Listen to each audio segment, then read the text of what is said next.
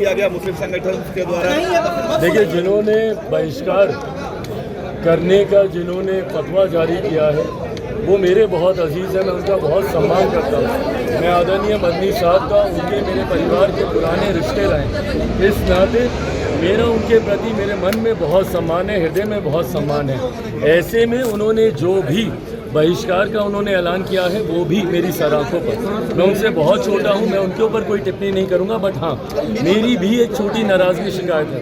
क्या मुझसे तो आप अपनी नाराज़गी जाहिर कर रहे हैं, जिसके पिता ने सन 2005 में अपनी पूरी पार्टी समाप्त कर दी, इस बात की घोषणा करते हुए कि बिहार में एक मुसलमान मुख्यमंत्री होना चाहिए, पर आप उन लोगों का संरक्षण कर रहे हैं जिन लोगों ने सिर्फ मुसलमानों को अपना वोट बैंक बनाने के अलावा और कुछ नहीं किया। 2006 में सच्चर कमेटी की रिपोर्ट आई थी, आप मुझे बताएं 2006 से पहले कौन थे सत्ता में? 2006 में सच्चर कमेटी की रिपोर्ट ने सिर्फ चिंताएं जाहिर की थी। उन्होंने कहा था कि मुसलमानों के हालात बदहाल हैं हमारे देश में। किनकी सरकारें थी?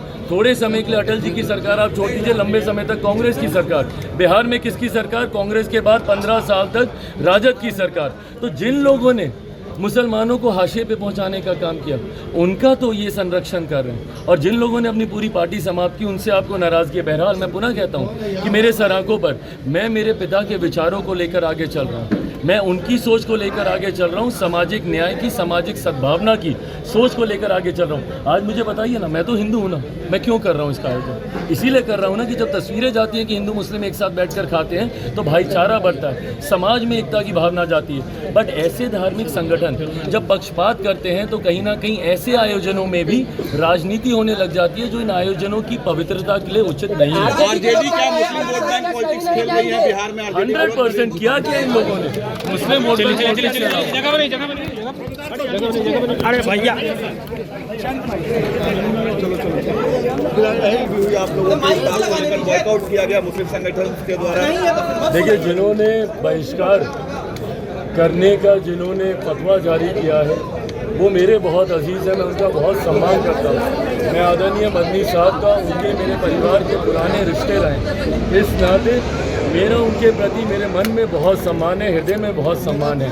ऐसे में उन्होंने जो भी बहिष्कार का उन्होंने ऐलान किया है वो भी मेरी सराखों पर। मैं उनसे बहुत छोटा हूं, मैं उनके ऊपर कोई टिप्पणी नहीं करूंगा, बट हाँ, मेरी भी एक छोटी नाराज़गी शिकायत है। क्या मुझसे तो आप अपनी नाराज़गी जाहिर कर रहे हैं, जिसके पिता ने सन 2005 में अपनी पूरी पार्टी समाप्त कर दी, इस बात की घोषणा करते हुए कि बिहार में एक मुसलमान मुख्यमंत्री होना चाहिए, पर आप उन लोगों का संरक्षण कर रहे हैं जिन लोगों ने सिर्फ मुसलमानों को अपना वोट बैंक बनाने के अलावा और कुछ नहीं किया।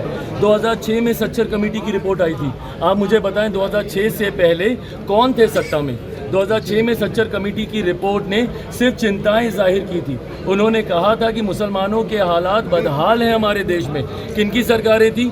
थोड़े समय के लिए अटल जी की सरकार आप छोड़ दीजिए, लंबे समय तक कांग्रेस की सरकार। बिहार में किसकी सरकार? कांग्रेस के बाद 15 साल तक राजद की सरकार। तो जिन लोगों ने मुसलमानों को हाशिए पे पहुंचाने का काम किया, उनका तो ये संरक्षण कर रहे हैं, और जिन लोगों ने अपनी पूरी पार्टी समाप्त की उनसे आपको नाराज़गी है। बहरहाल मैं पुनः कहता हूं कि मेरे सराखों पर मैं मेरे पिता के विचारों को लेकर आगे चल रहा हूं, मैं उनकी सोच को लेकर आगे चल रहा हूं, सामाजिक न्याय की, सामाजिक सद्भावना की सोच को लेकर आगे चल रहा हूं। आज मुझे बताइए ना, मैं तो हिंदू हूं ना, मैं क्यों कर रहा हूं इसका आयोजन? इसीलिए कर रहा हूं ना कि जब तस्वीरें जाती हैं कि हिंदू मुस्लिम एक साथ बैठकर खाते हैं तो भाईचारा बढ़ता है, समाज में एकता की भावना जाती है। बट ऐसे धार्मिक संगठन जब पक्षपात करते हैं तो कहीं ना कहीं ऐसे आयोजनों में भी राजनीति होने लग जाती है, जो इन आयोजनों की पवित्रता के लिए उचित नहीं है। आरजेडी क्या मुस्लिम वोट बैंक पॉलिटिक्स खेल रही है बिहार में? 100% किया इन लोगों ने मुस्लिम वोट बैंक।